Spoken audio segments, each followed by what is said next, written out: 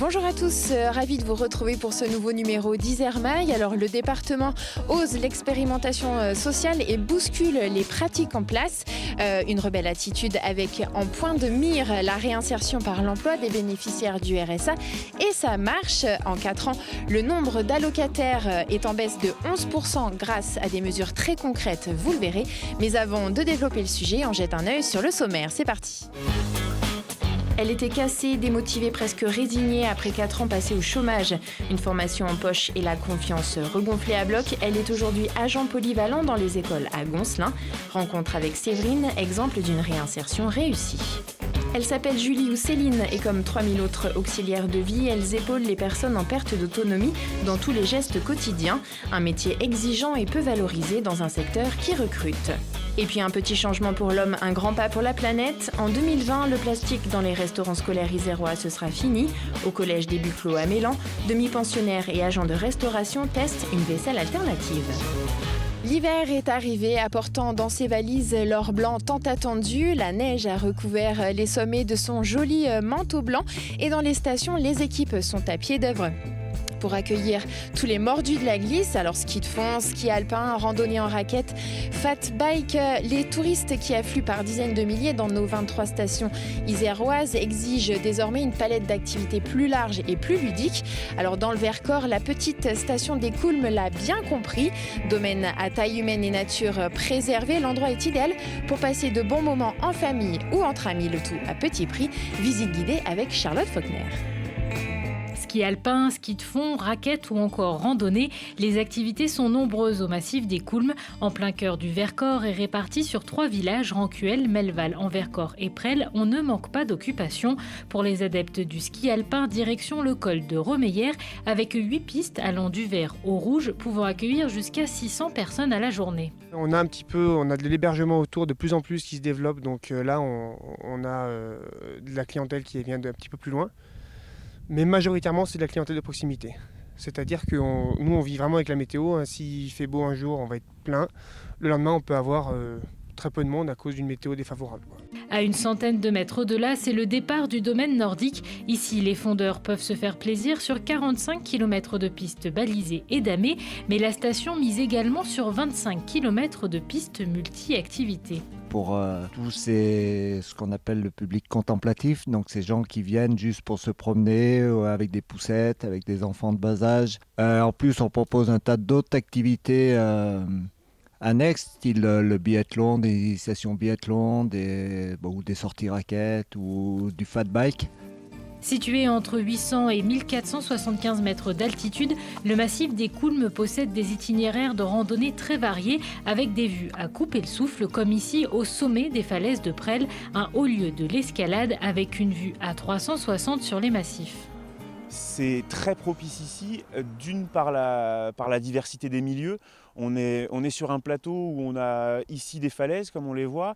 Juste au-dessus, on a des milieux très forestiers avec pas mal de neige en hiver. Donc déjà la diversité des milieux. Et c'est aussi un endroit qui s'y prête parce que c'est un secteur du Vercors qui est resté très sauvage.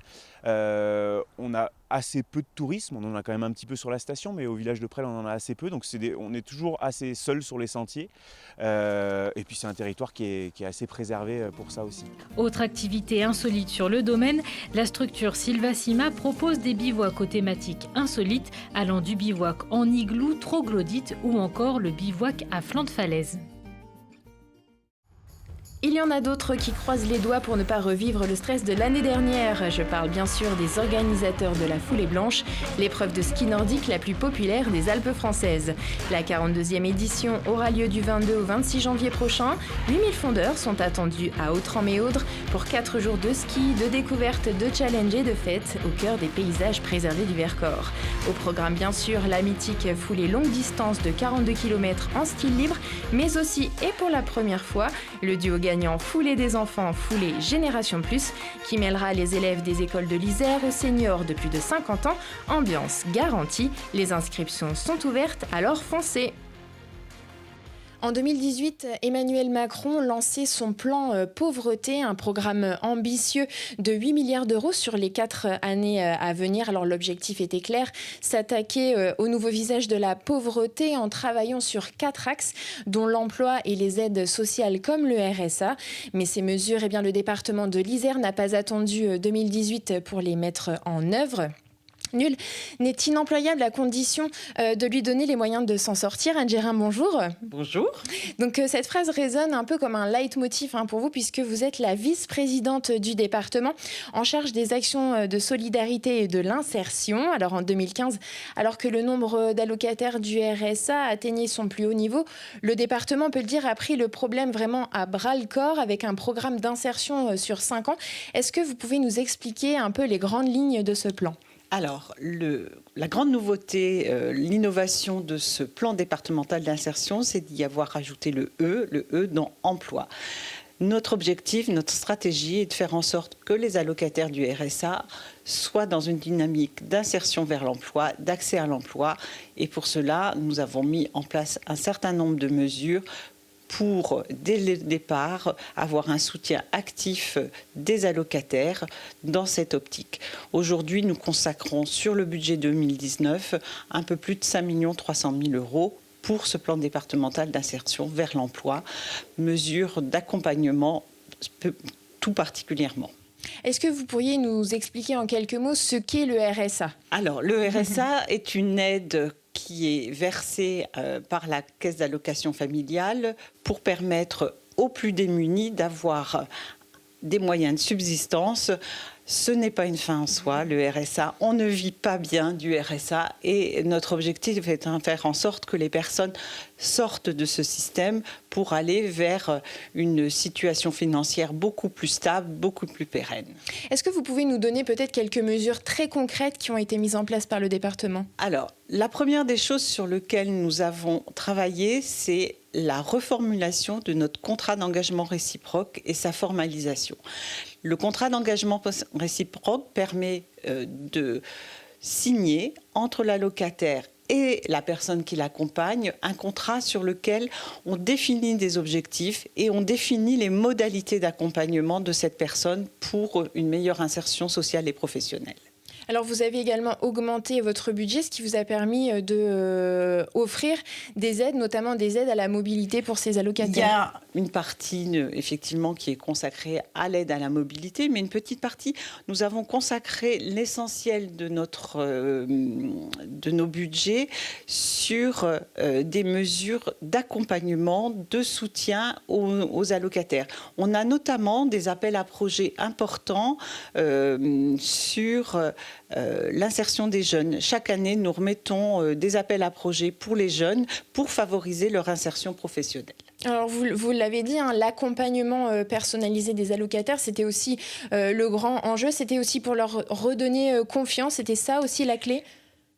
Moi, je suis persuadée que lorsque vous êtes dans une situation très difficile, si on ne vous tend pas la main, vous aurez du mal à vous en sortir. Donc, en fait, l'accompagnement, il revêt différentes formes, des formes de soutien intensif préalable à l'emploi, des mesures collectives, et nous avons aussi tout un travail sur l'engagement, la réciprocité. L'engagement, la réciprocité, c'est de penser qu'effectivement, une personne qui a une action citoyenne peut la valoriser pour une meilleure insertion sociale, une meilleure insertion professionnelle pour le retour à l'emploi. Vous accompagnez des sorties scolaires, vous engagez dans une association, vous faites du bénévolat, vous êtes dans le club sportif de vos enfants. Tout ça, c'est de l'action citoyenne, mais qui valorise votre capacité à agir. Il faut développer le pouvoir d'agir de ces personnes qui souvent se sentent diminuées, fragilisées. Alors vous avez mis aussi en place des plateformes d'information collective. Je suppose que c'est aussi pour leur permettre de rencontrer d'autres personnes, d'être moins isolés peut-être ? Oui, l'isolement, c'est un facteur aggravant d'une situation déjà complexe. Donc la remobilisation, elle passe aussi par des actions collectives. On a notamment un stage qui s'appelle 4 jours, pas comme les autres, qui permet effectivement en collectif d'exprimer ses potentialités. Mais alors Pôle emploi, dans tout ça, c'est pas son rôle de faire ça ? Alors Pôle emploi a tout à fait sa place dans le dispositif. Un tiers des allocataires du RSA sont accompagnés par Pôle emploi. Pôle emploi connaît le marché du travail, connaît les entreprises, dispose aussi dans son offre d'offres de formation, notamment sur les savoirs de base, l'apprentissage du français, une meilleure compréhension de l'écrit, tout ceci est maillé avec le dispositif global d'accompagnement. Alors, ces mesures, de nombreux allocataires ont pu en bénéficier. Parmi eux, Séverine, éloignée de l'emploi pendant 4 ans. Cette mère de 2 enfants a pu rebondir grâce à l'association Aider. Charlotte Faulkner l'a rencontrée à l'école maternelle de Goncelin, son nouveau lieu de travail. Permettre aux chômeurs de longue durée ou aux personnes peu qualifiées de retrouver le chemin du travail, c'est l'objectif de l'association Aider et de son dispositif GPS vers l'emploi, Grésivaudan plateforme service. Pendant 3 mois, les personnes souvent en perte de confiance vont pouvoir trouver une nouvelle dynamique de recherche à l'emploi et établir un plan d'action. Depuis le début de l'année 2019, 60% des personnes accompagnées sont des femmes avec une moyenne d'âge de 44 ans. L'intérêt du collectif, c'est vraiment de reprendre confiance en eux, de recréer un lien social qui est des fois un petit peu perdu, de s'enrichir de l'ensemble des informations qui sont fournies sur l'ensemble des thématiques abordées, d'être là pour répondre à leurs questions et de vraiment les accompagner dans leur globalité. Au cours du dispositif, 7 ateliers d'une demi-journée chacun sont proposés avec des thématiques concrètes comme l'orientation professionnelle, l'accès à la formation ou encore la communication professionnelle. C'est vrai qu'on va adapter chaque atelier en fonction des besoins, en fonction des difficultés, en fonction des freins des personnes. Donc on peut effectivement préparer des simulations d'entretien en groupe, en individuel.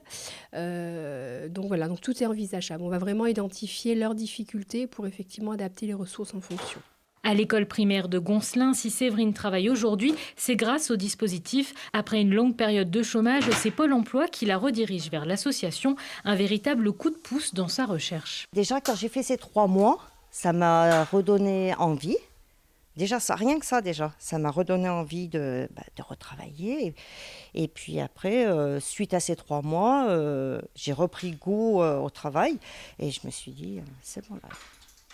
Ça s'était tellement bien passé que, en fin de compte, je me suis réinscrite à la DEF à Goncelin et au mois de septembre, j'avais du boulot. Le fait de me lever, de me dire « Oh là là, mais là, vite, dépêche-toi, il faut que tu ailles au boulot », c'est juste magnifique. GPS vers l'emploi existe depuis 5 ans et selon le suivi de l'association, 60% des personnes qui ont participé au dispositif ont eu des réponses concrètes concernant un emploi ou une formation. Alors Anne Gérin, nous venons de voir l'exemple de Séverine, preuve que ces mesures fonctionnent bien. D'ailleurs, 4 ans plus tard, les résultats sont là. Ils sont même meilleurs qu'au plan national. Oui, nous nous réjouissons de cette baisse importante, 11% de foyers allocataires en moins. Aujourd'hui, on est à 22 200 foyers bénéficiaires du RSA. Cette baisse plutôt du nombre d'allocataires traduit concrètement nos actions et notre politique en faveur des allocataires. Nulle part en France, on a une baisse aussi importante. Je suppose que les employeurs aussi, il a fallu aller les chercher, leur donner des garanties. Alors, le travail, de toute façon, l'emploi, ce sont les entreprises. Donc, il y a plusieurs leviers. Un des leviers, c'est effectivement les clauses d'insertion sociale et professionnelle, notamment dans les marchés publics portés par la politique forte d'investissement du département. Sur ce dispositif de clause d'insertion, aujourd'hui, grâce à nos marchés, nous avons pu remettre à l'emploi environ 150 personnes avec plus de 75 000 heures d'insertion dans nos marchés publics. Nous sommes aujourd'hui le premier fournisseur de clauses sociales dans les marchés. Par ailleurs, nous avons un partenariat étroit avec les structures d'insertion par l'activité économique que nous soutenons à travers soit des marchés réservés, soit des dispositifs d'aide au poste, soit des des formules d'accompagnement pour ces structures. Alors ces résultats, forcément, vont de pair avec la bonne santé économique du département. Oui, ça va de pair avec la bonne santé économique du département, mais paradoxalement, les entreprises nous font remonter aussi des difficultés à recruter et des difficultés à pourvoir certains postes. Donc il faut que nous soyons très proactifs pour faire matcher allocataires du RSA, demandeurs d'emploi et besoins des entreprises. Est-ce qu'il y a des secteurs en particulier qui sont plus en demande ? Il y a des secteurs très tendus, les secteurs liés notamment au service à la personne. Quand on sait que le département a toute la compétence d'accompagnement des personnes âgées, des personnes handicapées, il y a vraiment un fort gisement et je pense qu'on peut travailler à la fois avec les structures qui emploient, qui sont en recherche d'emploi et nos bénéficiaires allocataires du RSA. Alors la dynamique est positive, ce qui n'empêche pas le département de continuer à innover. Il y a d'autres dispositifs qui sont actuellement en test, notamment à Villefontaine. Alors à Villefontaine, on a une expérimentation, un dispositif très innovant qui s'appelle Emploi d'abord. Donc nous avons recruté des chargés d'insertion professionnelle qui vont près des entreprises, près des petites entreprises, des commerçants, des artisans, qui vont à la recherche de ce qu'on appelle les besoins cachés de recrutement. Dès lors qu'on détecte ces entreprises, nous leur proposons des personnes que nous suivons, que nous accompagnons et on les met en emploi direct. Le dispositif a démarré mi-septembre et les résultats sont très encourageants, très prometteurs. On souhaite amplifier cette démarche.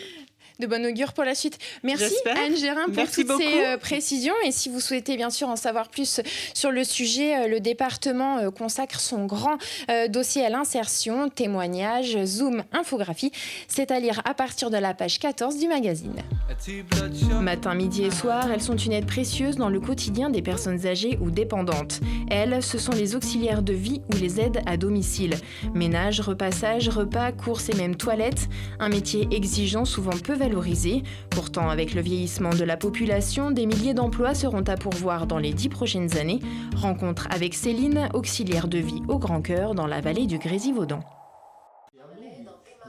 Sans elle, certains ne pourraient même pas vivre chez eux et se retrouveraient en institution spécialisée à la moindre dépendance. Céline est aide à domicile ou auxiliaire de vie. Elle a été séduite par le contact avec les personnes âgées. Parfois, elle est la seule qu'ils voient dans la journée, leur dernier contact le soir. Moi, je suis content, justement. Je suis encore autrement plus content parce que ça me tient compagnie comme je suis tout seul. Mon chien ne me parle pas. Il est sympa, mais c'est tout. Mais les gens qui viennent, on peut discuter. Puis quand on connaît bien, on discute, on tient des conversations un peu plus populaires, quoi. Ça peut être de pas grand-chose, ouvrir les volets, fermer les volets, un petit coup de ménage ou juste voir si tout va bien, donc discuter, comme toutes les choses essentielles de la vie, donc les actes d'hygiène, de repas. En fait, selon les personnes chez qui on intervient, on peut être la simple petite aide ménagère qui vient pour discuter, faire un peu de ménage, comme la personne qui les aide pour tout dans le quotidien, parce que malheureusement, avec la dépendance, ils ne peuvent plus rien faire seuls. Aide à domicile peut être un métier lourd psychologiquement pour celles et ceux qui le pratiquent. S'ils vivent des instants de complicité avec les patients, très souvent, ils suivent les personnes âgées qu'ils accompagnent jusqu'à la fin de leur vie. C'est assez compliqué de recruter des aides à domicile. Nous, en ce qui nous concerne, on va plutôt chercher des personnes qui ont un savoir-être et puis on va les amener à la formation et à leur faire apprécier et découvrir le métier d'aide à domicile, qui est un très très beau métier, mais qui nécessite encore une fois des compétences et une formation vraiment absolument nécessaire pour que tout le monde puisse arriver à faire quelque chose. Mais c'est un secteur d'activité effectivement où l'on cherche du monde et où il est parfois difficile d'attirer du monde vers ce métier-là. Ce sont généralement les proches des bénéficiaires qui contactent les structures d'aide à domicile en cas de besoin, mais il est possible de solliciter les services du département pour obtenir un point d'entrée. Et pour mettre en lumière ces 3000 travailleurs de l'ombre, le département remettra pour la première fois les trophées des services à la personne. Une grande soirée au Grand Angle de Voiron pour récompenser ces auxiliaires de vie ou aides à domicile sans qui les personnes dépendantes ne pourraient plus vivre chez elles. Le plastique, c'est plus si fantastique. Oubliez ces petits emballages pratiques et utiles, mais très nocifs pour la planète. En 2025, la loi prévoit leur suppression dans tous les restaurants scolaires de France. Une mesure drastique anticipée en Isère, puisque le département s'est engagé dans une chasse au plastique d'ici à la fin 2020. À Mélan, le collège des Buclos participe à une première expérimentation. Durant plusieurs mois, élèves et agents de la restauration vont tester une nouvelle vaisselle alternative à base de composants de maïs et de blé. Explication. Allez hop, merci. Chaque jour en Isère, ce sont plus de 30 000 collégiens et collégiennes qui déjeunent dans un restaurant scolaire. Votée en octobre 2018 au Parlement, la loi de suppression des plastiques a fixé à 2025 la fin de l'utilisation de contenants alimentaires pour la cuisson, la réchauffe ou même le service. En charge de la restauration des collèges, le département isérois n'a pas souhaité attendre la date butoir avant de faire avancer les choses. Pour le remplacement de la vaisselle plastique qui était utilisée par une dizaine de collèges seulement, en fait, on s'est rapproché de fabricants. En fait, on est vraiment à l'affût de toutes les innovations qui se font et on teste la nouvelle vaisselle en fait, dès que les produits sortent. Là, on a une vaisselle de la gamme Lily Touch. En fait, c'est une entreprise Saint-Romain, c'est une entreprise de Saint-Étienne qui vient de sortir ce produit en fait, et on le teste depuis quelques semaines en fait, sur l'établissement Les Buclos à Mélan. Si ces essais ont évidemment pour objectif d'accentuer la protection de la planète, mais aussi la santé des usagers des ustensiles et autres vaisselles, le bénéfice revient également de l'autre côté du service, une amélioration à tous les niveaux de la chaîne. On s'aperçoit que les gens ils sont moins fatigués, les paniers à envoyer sont beaucoup plus légers. Et puis la diversité fait toujours du bien parce que les cantines, après on l'image vraiment, la cantine scolaire ça reste tout le temps quelque chose d'ancien et maintenant avec de la nouvelle vaisselle, ils se sentent plus au goût du jour les enfants surtout. Et nous c'est juste vraiment pour la légèreté quoi. Et puis de se dire qu'on travaille dans un bon contexte et puis dans le bon sens pour l'environnement. Afin de trouver les bonnes solutions, l'expérimentation se fait de manière horizontale. Les produits sont testés en cantine et adaptés en fonction des retours de tous. Par exemple, une première vaisselle en bambou avait été mise à l'essai fin septembre. Ne donnant pas totale satisfaction, elle n'a pas été retenue. Au musée, obligation de toucher. La proposition est inhabituelle et pourtant elle est l'essence même de la visite. Pour sa nouvelle exposition, le musée de la Révolution française de Visil vous propose une expérience sensorielle inédite. La consigne est claire, effleurer, frotter et caresser du bout des doigts. Aucun risque d'abîmer les sculptures originales des 18 et 19e siècles. Les 9 œuvres présentées sont des moulages à l'identique. Apprendre à voir autrement, le pari est réussi. Des masques sont même proposés à l'entrée, alors soyez joueurs et découvrez-les les yeux bandés. L'art et la matière, galerie de sculptures à toucher, une exposition à effleurer jusqu'au 30 mars 2020 au musée de la Révolution française de Visil. Tripoter du bout des doigts des œuvres pour appréhender le relief, les proportions, les volumes. Oui, c'est possible avec cette exposition L'art et la matière au musée de la Révolution française de Visil. Ici, des moulages de sculptures provenant des collections du musée Fabre et du musée du Louvre imitent le marbre et le bronze par exemple. Je pense que c'est important en fait, de permettre au public de toucher les œuvres puisque dans la plupart des musées, c'est une interdiction par rapport à la conservation préventive. Et donc, c'est une autre manière en fait, d'appréhender l'art à travers la matière, les formes, l'imaginaire et de se plonger en fait, dans les œuvres. 2 mains, 10 doigts pour une palette d'actions très large, effleurer, presser, frotter, gratter, toucher, pour ainsi découvrir différentes sensations. Cette expérience artistique se fait les yeux bandés et en binôme. Par exemple, sur celle-ci, en fait, quand on va toucher le visage, on peut sentir les rides, les mains et en fait s'apercevoir que c'est une personne plutôt âgée et donc de faire vraiment tout le contour en fait, de la sculpture. Et d'essayer d'imaginer quelle forme elle a dans les détails avec le coussin, les matières de la chaise, des cheveux, et essayer de se l'imaginer. L'exposition, menée en collaboration avec des personnes déficientes visuelles, s'adresse à tout public, enfants, jeunes, moins jeunes, personnes en situation de handicap, non-voyantes ou malvoyantes. C'est sur cette note culturelle que s'achève ce numéro d'Isère Mag. N'hésitez pas bien sûr à jeter un œil au magazine papier édité par le département ou sur le site www.isère.fr. Bye bye.